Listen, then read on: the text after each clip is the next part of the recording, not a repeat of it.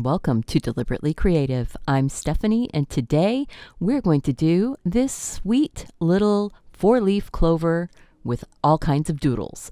Let's get started on this fun project. So we're using an inexpensive set of watercolors, a watercolor sketchbook, and a waterproof pen. This is the RT1 by Uniball, and I love it.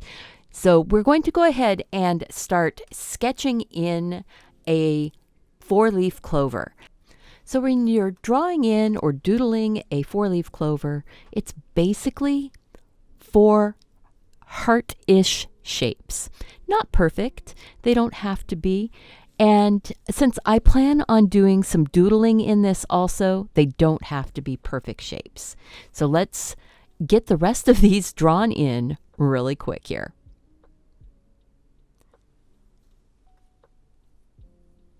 Something to remember, the points tend to come together. There's usually a little bit more space at the base of each of these little hearts where it comes together and joins the stem. But this is a doodle. It doesn't have to be perfect. And this one went a little bit big. And now I'm going to go back in and start refining some of my lines here. They're not showing up as dark as I intended them to be. So, you just have to go with it. The stem comes from that junction where all 4 of those petals of the clover leaf come together. And I just want it to fade off. I am going to put watercolor over all of this. Let's go ahead and get some of this doodling done. And one of the things here while I'm going on this is that none of these shapes are perfectly shaped. And if you look at a 4-leaf clover, they're not all perfectly shaped. They're similar. They are, all from the same family, but they're not identical. And I want you to embrace that not identicalness. It doesn't have to be perfect. All right, so let's start putting some details in on this. And at this point, I'm not sure what details I'm going to do. So I think let's split these down the middles.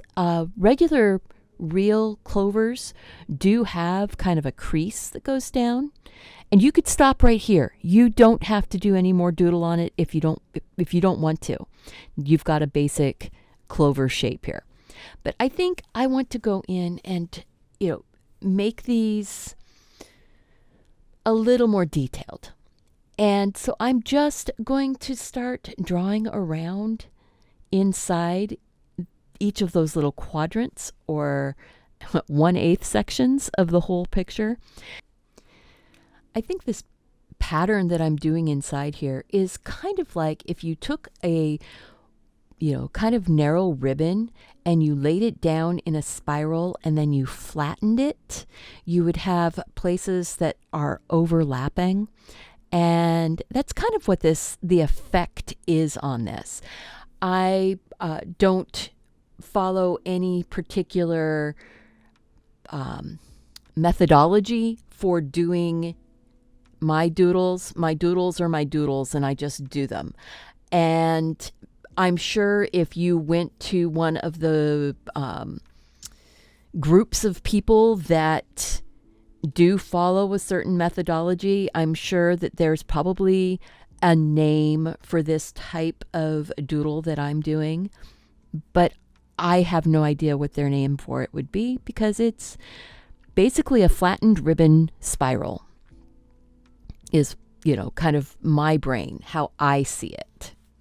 And I'll zoom in here a little closer so you can see this better too.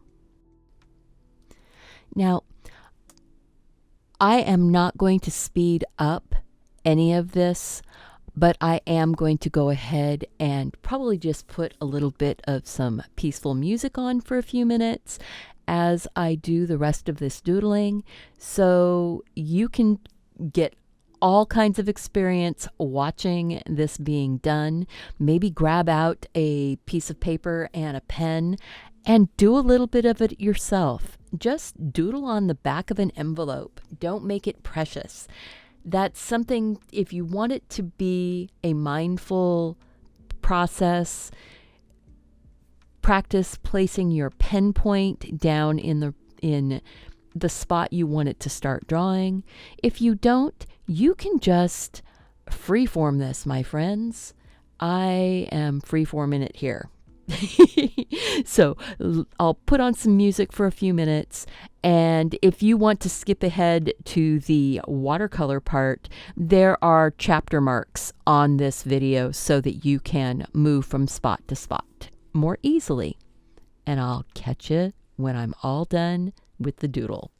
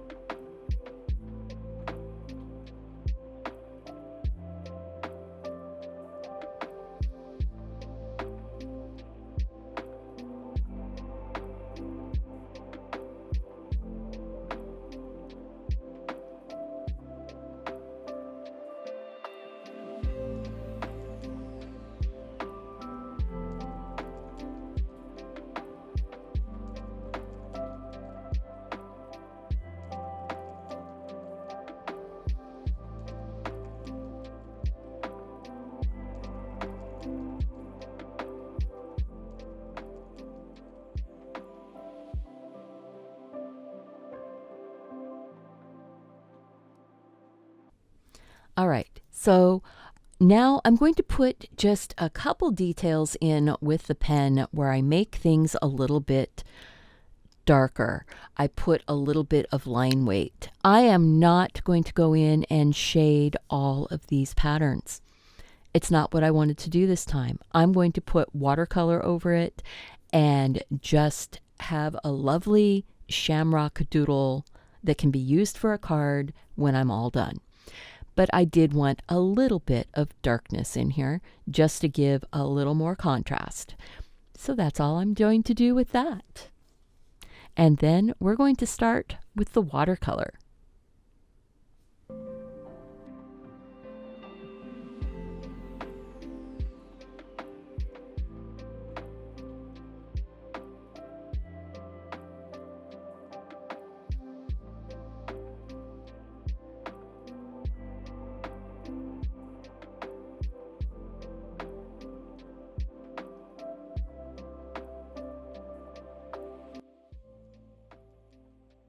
I want to put a base color down. It doesn't have to be exactly the color that I'm going to end up with.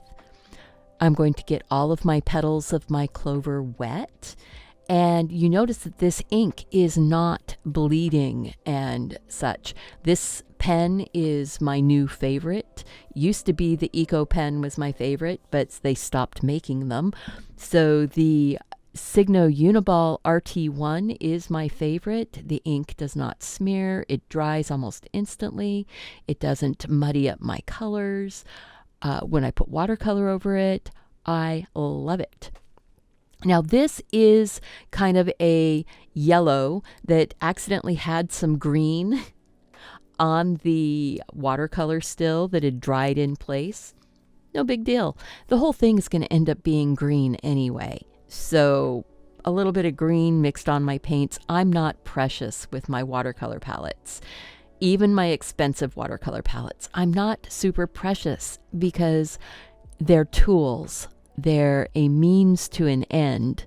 They are not, it's not like I'm painting with 14 karat gold. You know, it's watercolor. And sure, it can be a little expensive sometimes, but this is not expensive watercolor. Now, I just wanted to blot off some of the moisture and a little bit of the yellow so that I have maybe a base with a little more variation. The paper's still damp, so my colors are going to bleed and mix, and I like that. This is free-form doodle watercoloring. This is not the kind of watercolor experiment. Well, actually it is. It's a watercolor experiment. It's not a watercolor painting that is going to be, hung up on the wall. This is probably going to live in my journal. And that's great. It could be a card. It could be, whatever. Whatever. Just have some fun here. And I think not having a specific purpose for it gives me more free rein to play.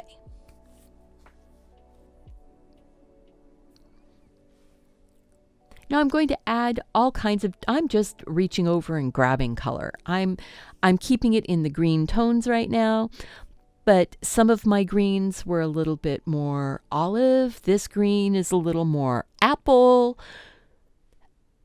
It's okay. Just play with the colors. See what it's going to do.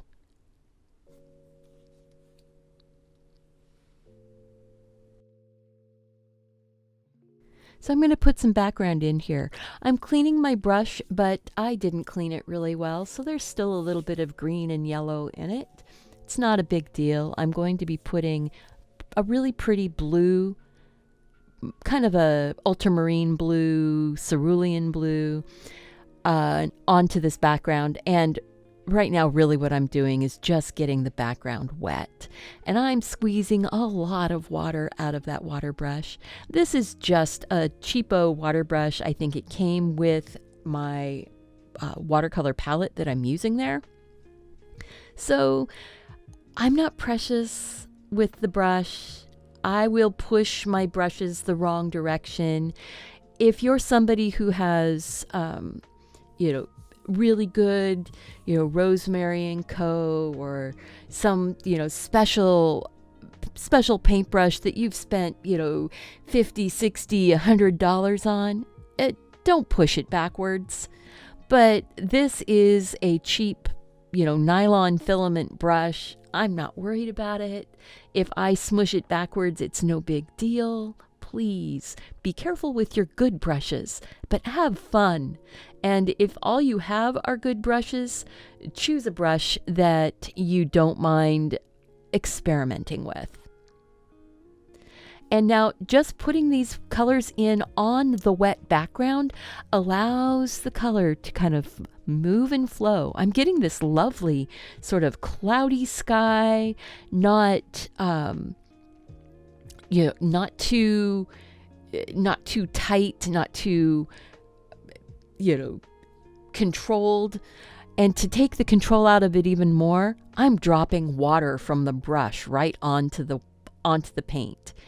It's going to make these little blooms and cauliflowers. It's going to just give texture to this background.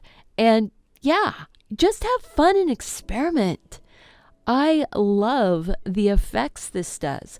I know some people, they work so hard to have the perfect smooth wash. This isn't the place for that. The place for that is, on your big, expensive, wonderful watercolor landscapes.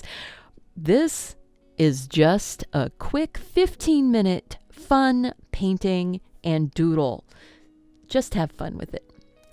I hope that you have enjoyed this fun little lesson, little tutorial, demo, call it what you will. I hope that you will share with me when you are, after you've done your art, share with me on social media at Deliberately Creative, and I will see it. Make sure that you have clicked that like button, and if you have any suggestions of things you would like to see me draw, me share, I would love to hear them. Let's start a conversation down in the comment section. If you're interested in any of the materials that I've used, I'm listing them all down below. They are affiliate links. I will earn a small commission if you make any purchases. Do not feel compelled or, under any obligation to do so. I put the links as a convenience for you. And thank you. I hope that you will go out, do something creative, take care of yourself so you can take care of those around you. And I want to see you back here again really soon.